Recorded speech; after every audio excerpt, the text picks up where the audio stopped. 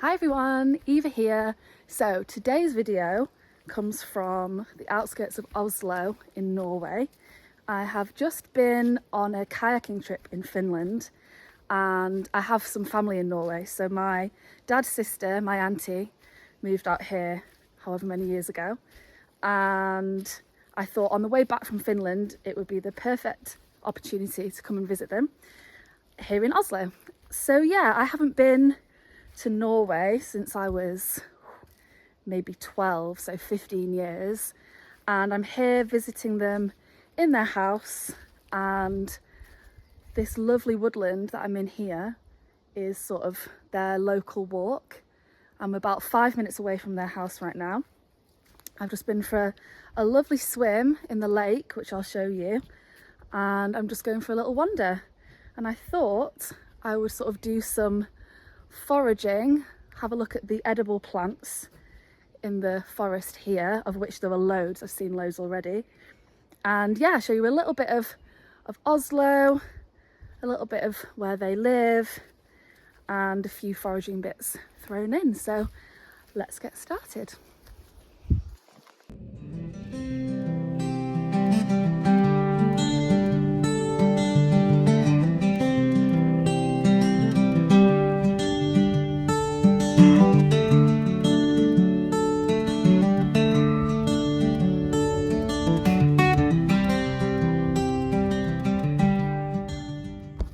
Okay, so the first thing that I want to show you, if I crouch down, is a plant that looks and often gets mistaken for clover. So it looks like this, and this isn't clover. There's loads of it down here. This is actually wood sorrel. So wood sorrel grows in similar forests or the same forests as pine and other conifers. It likes the same type of soil and it tastes really good. I think it's one of the best tasting forage plants. It tastes just like the skin of a green apple. So yeah, if you're in the forest and there's pine trees around and it looks like a load of clover on the ground, it's very likely wood sorrel, and we find that in the UK as well.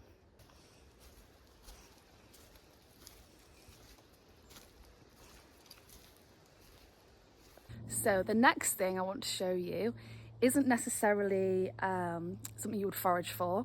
It's a type of moss, and I absolutely love moss. Any sort of forest or place with moss is somewhere I want to be, and there are actually over 16,000 types of moss, which absolutely blows my mind. But here we have a really cool variety of moss, and this is star moss. If you look at it from the top, you can see it looks like a star. Star moss, I don't know what uses there are for it, but it definitely looks cool. It looks really pretty. So that is star moss. So the forest that I am walking through is quite a typical forest that you'd find in Scandinavia and countries where they have really cold winters, and they quite often consist of pine and spruce mixed with silver birch. That's because those types of trees live quite well in the really cold, brutal winters that they have here, and they like the same type of soil, so they tend to grow together. Both the pine and the birch tree have got loads of sort of edible parts and useful properties. So the birch, you can sort of tap the sap out of the birch, and that's edible. And the pine, you can sort of use the pine needles for tea. Both of them have got loads of really cool properties, so hopefully I'll make a video just on those two trees at some point. But yeah, as you can see around me, there's absolutely loads of pine, spruce and silver birch. And here is the lake. How nice is that?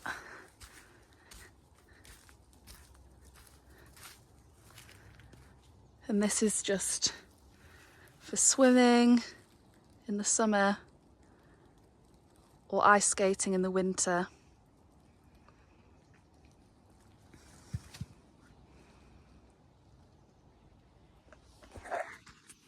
It's gorgeous. It just makes me a bit sad that in the UK we have nothing like this, you know. All of our water is polluted, or full of rubbish. It just seems over here they sort of look after their water much better, which makes sense. Why would you not look after your water? It's absolute madness.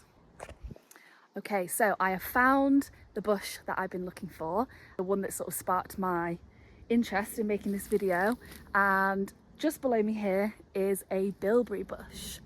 So this is what it looks like, sort of small little leaves like this growing off thin woody branches, and these are the berries.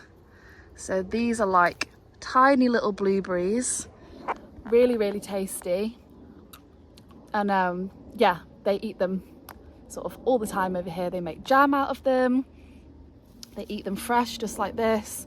We do have them in the UK, but they sort of don't grow as big or as sort of widespread as they do over here. But yeah, bilberries everywhere. Really good, really tasty, really nutritious. So final plant I'm going to show you in this video is one that I lived off whilst I was out living off the land in Canada, and it's called plantain. So it's not the plantain that some of you might be aware of, which is like a little banana. It looks like this. So we've got sort of broad leaves, and this is broadleaf plantain. You also get them with thin leaves, which is called ribwort plantain. And then you get these little shoots growing off it.